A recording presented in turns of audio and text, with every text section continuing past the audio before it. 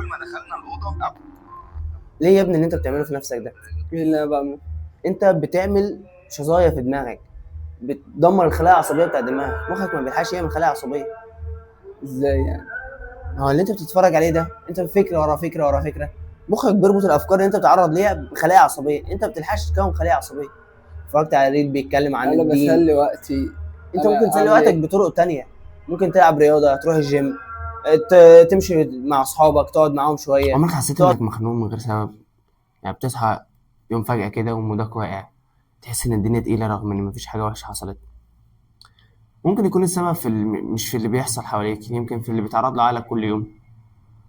يعني الأغنية اللي بتسمعها مثلا وانت مش واخد بالك، الفيديو اللي ضحكت عليه ثانية وعدى، كلمة شفتها في بوست وعدت كأنها ولا حاجة.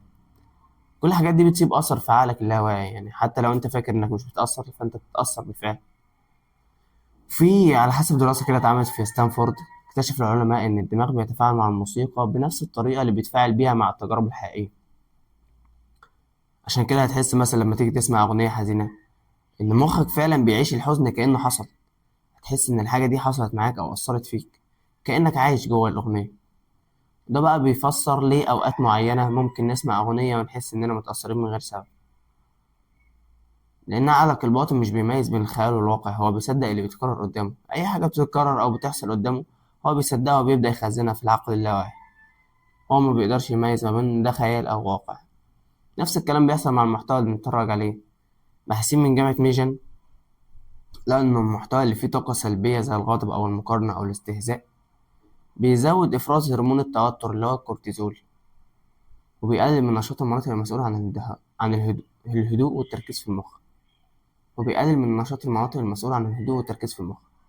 وده بقى بيفسر ليه بعد ما نفضل نقلب في السوشيال ميديا بالساعات نحس بالقلق أو إننا تايهين أو مكتئب من غير سبب واضح. مع الوقت بقى اللي بيتعرض له بيبدأ يشكلنا. والعالم النفسي ألبرت بندورة سماها التعلم بالملاحظة، وقال إن الإنسان ممكن يتبنى سلوك لمجرد إن شافه بيتكرر قدامه، ومع التكرار بنبدأ نفكر زي اللي بنسمعهم ونعيش بنفس المشاعر اللي بيعيشوها وتصدق إن ده طبيعي. تلاقي نفسك بقيت شخص تاني بتفكر بطريقة غريبة عنك أو بتعيش حالة مش بتاعتك أصلا. كل ده حصل بس من التعرض المستمر أو التكرار. وأنا عايز أحكي موقف حصل معايا شخصيا وممكن يكون حصل مع ناس كتير. أنا مرة كنت في المطبخ ونسيت ريل شغال، يعني مكنتش فاضي أقلب، فالريل ده فضل يتعاد أكتر من مرة. أنا بعد شوية بعد ما خلصت اتفاجئت إن أنا نفسي بقول اللي بيتقال في الريل، فاستغربت من نفسي جدا، يعني اللي هو طب إيه اللي حصل؟ لحد ما قعدت أبحث وأدور وفهمت إن في تجربة اتعملت أو نظرية بتاع العالم ألبرت بندورة اللي سماها التعلم بالملاحظة. ف يعني نصيحتي ليك، إحنا بنتبرمج من غير ما نحس. عشان كده لازم تسأل نفسك كل يوم، بدي دماغي إيه نوع الكلام اللي بيدخل وداني، وإيه الصور اللي بتدخل عيني. مش لازم تبطل تسمع أو تشوف، بس لازم تختار، يعني اختار اللي يضيف لك مش اللي يستهلكك.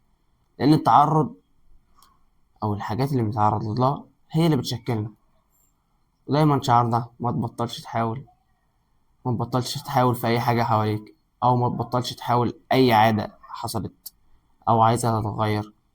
وزي ما قال جيمس كلير في كتابه Atomic Habits، الجودة بتاع حياتنا بتعتمد أكتر على جودة العادات اللي موجودة في حياتنا. وإن شاء الله أشوفكم الفيديو الجاي على خير. السلام عليكم.